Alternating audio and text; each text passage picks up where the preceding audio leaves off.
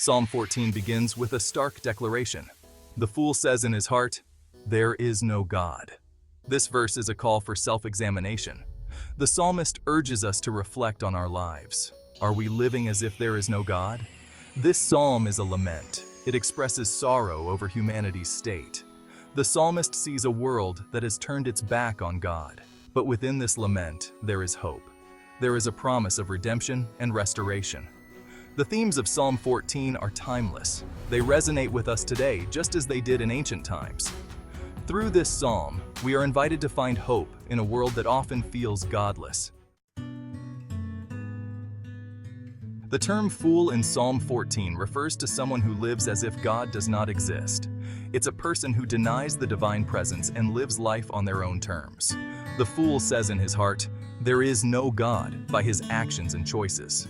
This kind of foolishness is a spiritual condition. The fool's heart is closed to the truths of God. He lives in a self-centered world, ignoring the Creator's guidance. The psalmist highlights this to wake us up. It's a call to self-examine and see where we might be acting like fools ourselves. Psalm 14 challenges us to seek wisdom and live in the light of God's truth. It's about shifting from foolishness to wisdom, from self-centeredness to God-centeredness. The lament of Psalm 14 is as relevant today as it was in ancient times. The psalmist describes a world where people live as if there is no God. This description fits our modern society well. We see a world where materialism and self-interest often take precedence over spiritual values. In our fast-paced, technology-driven world, it's easy to forget about God. We get caught up in the busyness of life, focusing on careers, possessions, and personal achievements. The psalmist's words serve as a reminder to pause and reflect. Many people feel lost, searching for meaning and purpose. The message of Psalm 14 calls us back to God. By turning back to God, we can find the hope and purpose we are desperately searching for. Verses 2 and 3 of Psalm 14 state, "The Lord looks down from heaven on all mankind, to see if there are any who understand, any who seek God. All have turned away, all have become corrupt. There is no one who does good, not even one." These verses highlight the universality of human flaws. They reflect a fundamental truth about our nature. We are all imperfect and in need of divine grace. This is not a message of condemnation, but of reality. It's a recognition that without God, we are lost. Our natural inclinations lead us away from Him. We are prone to selfishness, pride, and corruption. Yet the psalmist's words also remind us that God is aware of our condition. His grace is sufficient to cover our flaws and renew our spirits. Amid the lament and recognition of human flaws, Psalm 14 offers a beacon of hope. Verse 5 says, "But there they are, overwhelmed with dread, for God is present in the company of the righteous." This verse shifts the tone from despair to assurance. It promises that God is with those who seek Him and live righteously. God's presence brings comfort and strength. In a world filled with uncertainty and fear, knowing that God is with us is incredibly reassuring. It means that we are not alone in our struggles. God is here, guiding and supporting us through every challenge. This promise is not just for ancient times, it holds true today. By holding on to this promise, we can navigate through life with confidence and grace. Living with a God-conscious heart means being aware of His presence in every aspect of our lives. It's about aligning our thoughts, words, and actions with His will. This requires intentionality and mindfulness. A God-conscious heart is one that is open to His guidance. It listens for His voice and follows His lead. This kind of heart finds joy in worship and peace in prayer. It values integrity and strives to live righteously. In practical terms, living with a God-conscious heart means making choices that honor Him. By cultivating a God-conscious heart, we become more like Christ. Our lives become a testament to His love and power. As followers of Christ, we are called to be bearers of hope and grace. This means sharing the love and message of Jesus with those around us. In a world that often feels hopeless, we can be a source of light and encouragement. We can offer hope to those who are struggling and grace to those who are hurting. Being a bearer of hope starts with our attitude. It means having a positive outlook and a faith that God is in control. Grace is the unmerited favor of God. As recipients of His grace, we are called to extend it to others. By being bearers of hope and grace, we can make a significant impact. Our actions can bring healing and transformation. Prayer is a powerful tool for seeking transformation, both in our lives and in the lives of others. It is a way to connect with the divine, to seek guidance, and to find peace in the midst of chaos. Psalm 14 reminds us of the importance of praying for the lost, those who do not yet know the love and grace of God. It is a reminder that we are called to be intercessors, to stand in the gap for those who are far from God.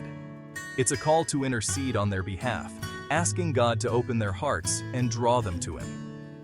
This act of intercession is not just a duty, but a privilege, as we partner with God in His mission to reach the lost. Praying for the lost means having a heart of compassion. It means feeling their pain, understanding their struggles, and earnestly desiring their salvation. It means caring deeply about their spiritual well-being. Our prayers are a reflection of our love for them and our hope for their future. Our prayers can make a difference. They can bring about change in ways we cannot even imagine, touching hearts and transforming lives. In addition to praying for others, we must also seek our own transformation. This means being open to God's work in our own lives, allowing Him to mold and shape us into the people He wants us to be. This involves asking God to reveal areas in our lives that need change. It requires humility and a willingness to grow, to become more like Christ in our thoughts, words, and actions. By committing to prayer and seeking transformation, we align ourselves with God's purpose. We become instruments of His love and grace, ready to be used for His glory. We become agents of change in a world that desperately needs it. Through our prayers and our transformed lives, we can make a lasting impact, bringing hope and healing to those around us. Verse 7 of Psalm 14 ends with a hopeful cry, "Oh, that salvation for Israel would come out of Zion." This verse captures a deep yearning for divine intervention, a plea for God's presence to be felt among His people. When the Lord restores His people, let Jacob rejoice and Israel be glad. This restoration is not just a return to former glory, but a transformation into something even more beautiful and profound. This verse is a declaration of hope and a longing for restoration. It speaks to the heart of every believer, reminding us that no matter the trials we face, there is always hope for a brighter future. It's a reminder that God's salvation is near and that He will restore His people. This promise is a cornerstone of faith, offering comfort and assurance in times of uncertainty. This cry is a call for deliverance. It echoes through the ages, resonating with anyone who has ever felt lost or in need of rescue. It reflects a deep desire for renewal and restoration. Just as nature renews itself after a season of hardship, so too can our spirits be renewed by God's grace. The promise of restoration is a source of great joy. It brings communities together, fostering a sense of unity and shared purpose. It assures us that no matter how bleak things may seem, God is at work. His plans are unfolding, even when we cannot see them clearly. This gives us a reason to rejoice and be glad. The knowledge that we are not alone, that a higher power is guiding us, fills our hearts with joy. By holding on to this hope, we can face the future with confidence. We are empowered to overcome obstacles and embrace the journey ahead. We know that God's promises are true and that His salvation is certain. This unwavering faith is the foundation upon which we build our lives, giving us strength and courage every day. In conclusion, Psalm 14 is a powerful reminder of the need for self-examination and reflection on our lives. It speaks to the universality of human flaws, reminding us that no one is without fault. Yet, it also highlights the promise of God's unwavering presence, offering us hope and guidance. This psalm calls us to live with a God-conscious heart, to be ever mindful of His presence in our daily lives. It encourages us to be bearers of hope and grace, spreading kindness and love wherever we go. We are urged to pray for the lost, to to seek transformation not just in ourselves, but in our communities. The hopeful cry in verse 7 is a call for restoration, a plea for renewal and healing. It's a reminder that God's salvation is near, that He is always ready to restore His people. He promises to bring us back to a place of peace and joy if we turn to Him with sincere hearts.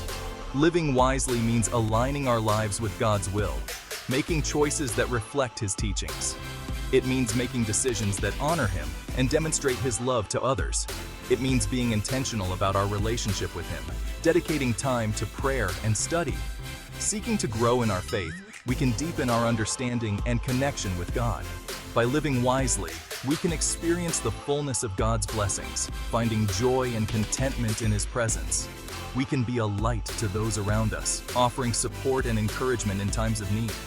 Psalm 14 invites us to find hope in a world that often feels godless, to see the divine in the everyday. By embracing this message, we can live with a renewed sense of purpose, driven by faith and love. We can be a source of hope and encouragement to others, shining God's light in all we do.